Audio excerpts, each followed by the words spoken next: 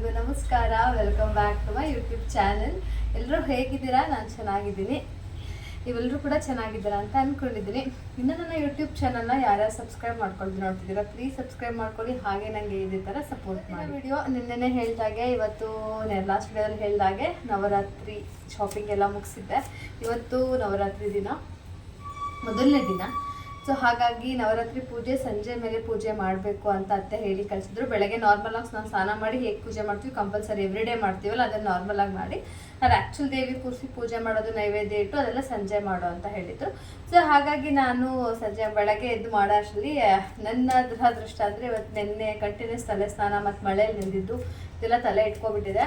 ಮತ್ತೆ early morning ಎದ್ದು ಸ್ನಾನ ಮಾಡಿದ್ರೆ ಪಕ್ಕ ಮತ್ತೆ ಬಿದ್ದೋಗ್ತೀನಿ, ಜ್ವರ ಬಂದುಬಿಡುತ್ತೆ ಅಂತ ರಾಕೇಶ್ ಅವರು ಅವರೇ ಪೂಜೆ ಮಾಡಿ ಬೆಳಗ್ಗೆ ಎಲ್ಲ ರೆಡಿ ಮಾಡಿಕೊಟ್ಟೆ, ಎಲ್ಲ ಒರೆಸಿ ಎಲ್ಲ ಮಾಡಿ ಕೊಟ್ಟೆ. ಅವರು ಪೂಜೆ ಮಾಡಿಬಿಟ್ಟು ಹೊರಟರು. ಆ್ಯಂಡ್ ನಾನು ಇವಾಗ ಒಂದು 3 ಆ ಥರ ಸ್ನಾನ ಮಾಡಿದ್ರೆ 6 ಮೇಲೆ ಪಾತ್ರೆ ಎಲ್ಲ ಎತ್ತಿ ಬೆಳಗ್ಬೇಕಾ, ದೇವ್ರ ಪಾತ್ರೆ ಎಲ್ಲ ಬೆಳಗಿ ಪೂಜೆ ಮಾಡಬೇಕು ಅಂತ ಹೇಳಿದಾರತ್ತೆ. ಸೊ ಹಾಗಾಗಿ ಇವಾಗ ಒಂದು 3 ಗಂಟೆ ಮೇಲೆ ಪೂಜೆ ಮಾಡಿದ್ರೆ ಆಯಿತು. ಇನ್ನು ತುಂಬ ಟೈಮ್ ಇದೆ. ಇಷ್ಟವರೆಗೆ ಎಲ್ಲ ಮನೆ ಕೆಲಸ ಮುಗಿಸಿ ಆಯಿತು, ಪ್ರತಿಯೊಂದು ಆಯಿತು. ಇನ್ನು ಏನಿಲ್ಲ, ಸ್ನಾನ ಮಾಡಿಕೊಂಡು ದೇವ್ರ ಪಾತ್ರೆ ಬೆಳ್ಕೊಂಡು ಪೂಜೆ ಮಾಡೋದಷ್ಟೇ. ಮೊದಲೇ ಹೇಳಿದಾಗೆ ಉಪವಾಸ ಇರೋದ್ರಿಂದ ಆಲ್ಮೋಸ್ಟ್ 1:30 ಆ ಥರ ಆಗಿದೆ. ಸ್ವಲ್ಪ ತಲೆಭಾರ ಎಲ್ಲ ಇದೆ, ಹೋಗಿಲ್ಲ. ಆ್ಯಂಡ್ ಉಪವಾಸ ಬೇರೆ ಇದೀನಲ್ವಾ, ಅದಕ್ಕೆ ತುಂಬ ಹಸುವಾಗ್ತಿತ್ತು. ಸರಿ ಆಯ್ತು, ಏನಾದರೂ ಏನು ತಿಂದಿಲ್ಲ ಬೆಳಗ್ಗೆಯಿಂದ. ಸರಿ ಏನಾದ್ರು ತಿನ್ನೋಣ, ಹಣ್ಣು ತಿನ್ಬೋದು, ಬೇರೆ ಏನೂ ಇಲ್ಲ, ಹಣ್ಣು ತಿನ್ಬೋದು ಅಂತ ಹೇಳಿದ್ದಾರೆ. ಸೊ ಸರಿ ಆಯಿತು, ಹಣ್ಣನ್ನು ತಿನ್ನೋಣ ಅಂತ ಹೇಳಿಬಿಟ್ಟು ಕಿಚನ್ಗೆ ಬಂದೆ. ಇದು ಪಪ್ಪಾಯ ತರಿಸಿದ್ರೆ, ನಿನ್ನೆ ಪಪ್ಪಾಯ ತಂದ್ವಿ. ಅದು ಅಲ್ಲದೆ ರಾಕೇಶ್ ಅವರು ಇದನ್ನು ಮೊನ್ನೆನೇ ಆನ್ಲೈನಲ್ಲಿ ತರಿಸಿದ್ರು, ಜೆಪ್ಟಲ್ಲಿ ತರಿಸಿದ್ರು ಏನೋ ರೇಷನ್ ತರುವಾಗ. ಸೊ ಅದು ಹಣ್ಣಾಗಿರಲಿಲ್ಲ ಇನ್ನು. ಸೊ ಇದು ಇನ್ನೂ ಸ್ವಲ್ಪ ಕಾಯಿ ಥರನೇ ಇದೆ, ಗೊತ್ತಿಲ್ಲ, ಬಟ್ ಕಟ್ ಮಾಡ್ತೀನಿ, ನೋಡೋಣ. ಪಪ್ಪಾಯ ಸ್ವಲ್ಪ ಹಸ್ವಾಗ್ತಿತ್ತು ಅಂತ ಪಪ್ಪಾಯ ತಿಂದೆ. ಆಲ್ಮೋಸ್ಟ್ 1:30 ಆ ಥರ ಆಗೋಯ್ತು. ಆಚೆ ಸ್ನಾನ ಮಾಡ್ಕೊಬೇಡ ಅಂತ ಸ್ನಾನ ಮಾಡ್ಕೊಂಡು ಬಂದೆ. ಬಟ್ ಸಂಜೆ ಪೂಜೆ 6 ಗಂಟೆ ಮೇಲೇನೋ ಮಾಡಬೇಕಿತ್ತು. ಇನ್ನೂ ತುಂಬ ಟೈಮ್ ಇತ್ತು ಅಂತ ಹೇಳಿಬಿಟ್ಟು ಹೂ ಕಟ್ಟೋದು ಅದೆಲ್ಲ ಬೇಸಿಕ್ ಚಿಕ್ಕ ಪುಟ್ಟ ಕೆಲಸ ಏನಿರುತ್ತೆ ಅದನ್ನ ಮಾಡ್ಕೋತಿದ್ದೆ. ಟೈಮ್ ಪಾಸ್ ಆಗ್ತಿರಲಿಲ್ಲ ಹಾಗಾಗಿ. ಆ್ಯಂಡ್ ಇನ್ನೊಂದೇನೆಂದರೆ, ನನಗೆ ರಂಗೋಲಿ ಎಲ್ಲ ಹಾಕೋದಕ್ಕೆ ಬರೋದೇ ಇಲ್ಲ. ನನಗಂತೂ ರಂಗೋಲಿ ಬಗ್ಗೆ ಒಂದು ಚೂರು ನಾಲೆಡ್ಜ್ ಇಲ್ಲ.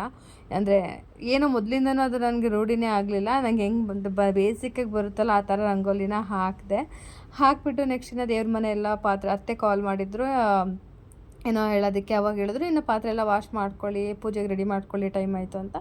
ಸರಿ ಅಂತ ಎಲ್ಲ ಎತ್ತಿಟ್ಕೊಂಡು ಪೂಜೆಗೆ ಎಲ್ಲ ವಾಶ್ ಮಾಡಿಕೊಂಡು ಮಂಟಪ ಎಲ್ಲ ಒರೆಸಿ ಪೂಜೆ ಮಾಡ್ಕೊತಾ ಇದ್ದೆ.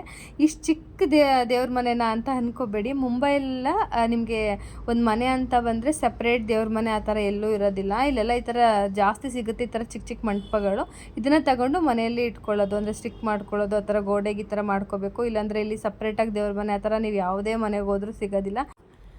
ನಾವು ಮತ್ತು ಈ ಮನೆ ಮಾಡಿದಾಗಲೂ ಅಷ್ಟೇ ಇದನ್ನು ಸಪ್ರೇಟಾಗಿ ತೊಗೊಂಡು ಇಟ್ಕೊಂಡಿದ್ದು. ಇಬ್ಬರೇ ಇರೋದ್ರಿಂದ ಇಷ್ಟು ಸಾಕು ಅಂತ ಚಿಕ್ಕದೇ ತೊಗೊಂಡಿದ್ವಿ. ದೊಡ್ಡದು ತೊಗೊಂಡ್ರು ಇಲ್ಲಿ ಈ ಮನೆಗಳಲ್ಲಿ ಇಡೋದಕ್ಕೆ ಜಾಗ ಇರೋದಿಲ್ಲ. ನೀವು ಮುಂಬೈಯಲ್ಲೆಲ್ಲ ಮನೆ ರೆಂಟ್ ಕೇಳಿಬಿಟ್ರೆ ಫುಲ್ ಶಾಕ್ ಆಗೋಗ್ತೀರ, ಅಷ್ಟು ಕಾಸ್ಟ್ಲಿ ರೆಂಟ್ ಇಲ್ಲೆಲ್ಲ. ಹಾಗಾಗಿ ನಾವು ಕೂಡ ಒಂದು ಚಿಕ್ಕದೇ ತೊಗೊಂಡು ದೇವ್ರ ಮನೆನ, ಅಂದರೆ ದೇವ್ರ ಮಂಟಪವನ್ನು ಇಟ್ಕೊಂಡಿದ್ದೀವಿ.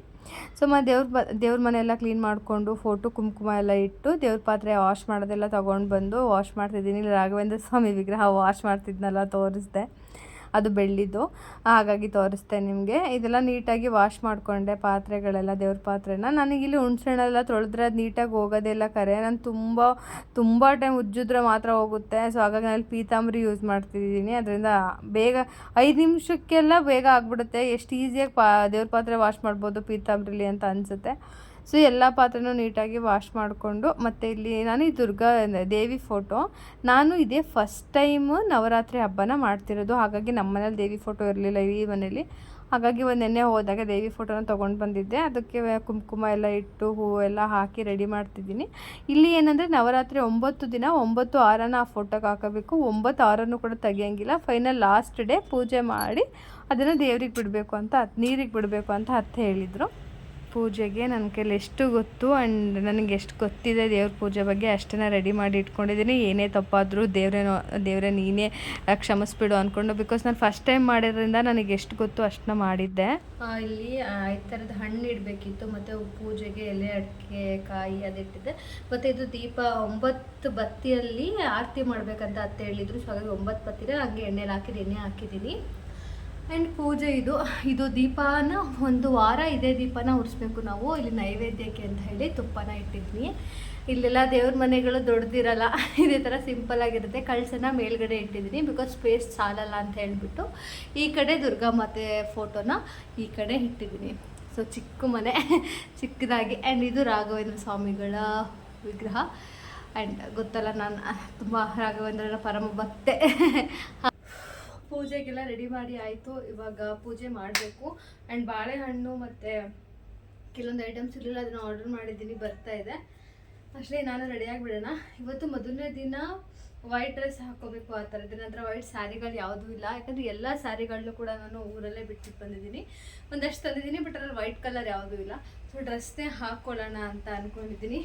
ಬೇಗ ಬೇಗ ರೆಡಿ ಆಗಬೇಕು, ಬೇಗ ಬೇಗ ಪೂಜೆ ಮುಗಿಸ್ಬೇಕು. 8 ಗಂಟೆ ಅಷ್ಟರಲ್ಲಿ ಪೂಜೆನ ಮುಗಿಸ್ಬೇಕು ಅಂತ ಅತ್ತೆ ಕಾಲ್ ಮಾಡಿದರು. ರೆಡಿ ಆಗೋಣ ಬೇಗ.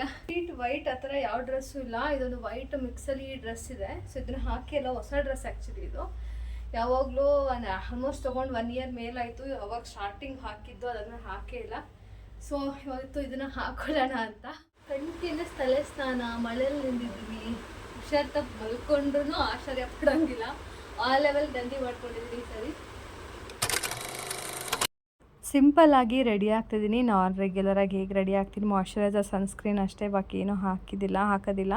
ಇನ್ನೊಂದೇನೆಂದರೆ, ನಾನು ಫಸ್ಟ್ ಟೈಮ್ 9 ದಿನ ನವರಾತ್ರಿಯಲ್ಲಿ ಉಪವಾಸ ಇರೋದು. ನನಗೆ ಇದು ಯಾವುದೇ ಸಂಪ್ರದಾಯ ಗೊತ್ತಿರಲಿಲ್ಲ. ಫಸ್ಟ್ ಟೈಮ್ ಇದನ್ನೆಲ್ಲ ಮಾಡ್ತೀನಿ. ನೋಡೋಣ ಹೇಗಂದರೆ 9 ದಿನ ಹೇಗಿರುತ್ತೆ, ನನಗೆ ಅನ್ನೋದ್ರ ಬಗ್ಗೆ ಐಡಿಯಾ ಇಲ್ಲ. ಬಟ್ ರಾಕೇಶ್ ಅವ್ರಿಗೆ ಇಷ್ಟ ಇಲ್ಲ ನಾನು 9 ದಿನ ಉಪವಾಸ ಮಾಡೋದು. ಬಟ್ ನನ್ನ ಮನಸ್ಸಿಗೆ ಯಾಕೋ ನಾನು ಮಾಡಬೇಕನ್ನಿಸ್ತು. ರಾಕೇಶ್ ಅವ್ರು 7 ಅಂದರೆ ಅವ್ರು 7th ಸ್ಟ್ಯಾಂಡರ್ಡ್ ಇದ್ದಾಗಿಂದನೂ ಮಾಡ್ತಿದ್ದಾರಂತೆ. ಬಟ್ ನಾನು ಸ್ಟಾರ್ಟ್ ಮಾಡೋಣ ಅಂದ್ಕೊಂಡು ಈ ವರ್ಷ ಸ್ಟಾರ್ಟ್ ಮಾಡಿದ್ದೀನಿ. ನೋಡೋಣ ಹೇಗೆ ಹೋಗುತ್ತೆ ಅಂತ. ಸೊ ರೆಡಿಯಾಗಿ ಆಯಿತು. ಇವಾಗ ಏನಿಲ್ಲ ಅಂದರೆ ಪೂಜೆ ಮಾಡಿ ಮುಗಿಸೋದಷ್ಟೇ.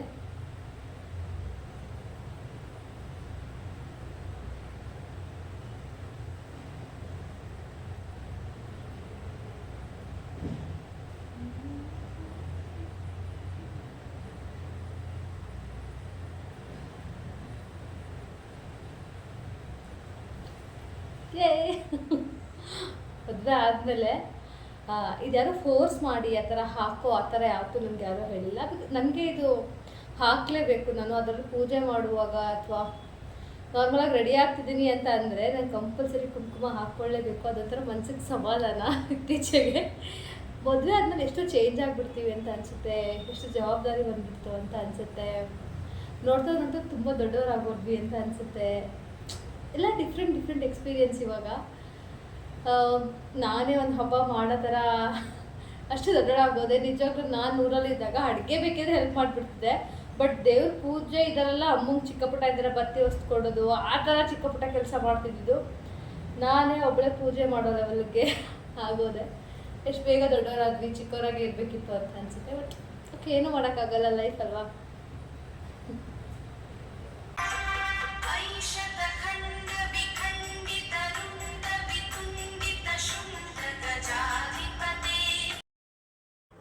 ಇನ್ನು ಪೂಜೆ ಎಲ್ಲ ಮಾಡಿ ಮುಗಿಸ್ದೆ. ನಾನು ಪೂಜೆ ಮುಗಿಸೋ ಅಷ್ಟರಲ್ಲಿ ರಾಕೇಶ್ ಅವರು ಬಂದರು. ಅವರು ಕೂಡ ಪೂಜೆ ಎಲ್ಲ ಮಾಡಿ ಮುಗಿಸಿ ಇಬ್ಬರೂ ಇನ್ನು ನಾನು ಮತ್ತು ನೈಟ್ ಊಟಕ್ಕೆ ಮಾತ್ರ ಸಬ್ಬಕ್ಕಿ ಬರುತ್ತಲ್ಲ, ಅದರಲ್ಲಿ ಕಿಚಡಿ ಥರ ಮಾಡಬೇಕು. ಆ ಕಿಚಡಿಗೆ ಶೇಂಗಾ ಪುಡಿ, ಮೆಣಸಿನ್ಕಾಯಿ, ಜೀರಿಗೆ ಮತ್ತು ಉಪವಾಸದ ಉಪ್ಪು ಅಂತ ಬರುತ್ತೆ, ಅದನ್ನು ಮಾತ್ರ ಹಾಕಿ ಮಾಡ್ಬೋದು. ಅದು ಬಿಟ್ಟರೆ ಬೇರೆ ಏನೂ ತಿನ್ನಂಗಿಲ್ಲ, ಆ ಥರ ಏನೋ ಇತ್ತು. ಸರಿ ಆಯಿತು, ಅದನ್ನು ಅತ್ತೆ ಹತ್ರ ರೆಸಿಪಿ ಹೇಳಿಸ್ಕೊಂಡು ಅದನ್ನು ಮಾಡಿದೆ. ಅಂದರೆ ಇದೆಲ್ಲ ಫಸ್ಟ್ ಟೈಮ್ ಮಾಡ್ತಿರೋದು, ಇದೆಲ್ಲ ನಂಗೆ ಐಡಿಯಾನೂ ಇಲ್ಲ ಈ ರೆಸಿಪಿಗಳ ಬಗ್ಗೆ. ಅತ್ತೆ ಹೇಳಿದ್ರು, ಎಕ್ಸ್ಪ್ಲೈನ್ ಮಾಡಿದ್ರು, ಅದನ್ನೇ ಮನಸ್ಸಲ್ಲಿ ಇಟ್ಕೊಂಡು ಒಂದು ಮಾಡಿದೆ.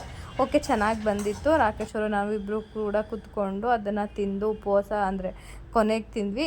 ಸಬ್ಬಕ್ಕಿ ಗೊತ್ತಲ್ಲ ಹೇಗೆ ತಿನ್ನೋಕ್ಕಾಗುತ್ತೆ, ತಿಂದ್ವಿ. ಹಾಗೂ ಅದಾದಮೇಲೆ ಸಂಜೆ ಆಯಿತು. ಇನ್ನು ಕೆಳಗಡೆ ಒಂದು ವಾಕ್ ಹೋಗಿ ಬರೋಣ ಅಂತ ಹೋದ್ವಿ. ಮಳೆ ಬತ್ತಿತ್ತು, ಹಾಗೂ ಅದರಲ್ಲೂ ಹೋಗಿ ಬಂದು ಮಲ್ಕೊಂಡ್ವಿ. ಇದಾಗಿತ್ತು ಇವತ್ತಿನ ನನ್ನ ವೀಡಿಯೋ. ಎಲ್ರಿಗೂ ವೀಡಿಯೋ ಇಷ್ಟ ಆಗಿದೆ ಅಂತ ಅನ್ಕೋತೀನಿ. Thank you so much. Bye.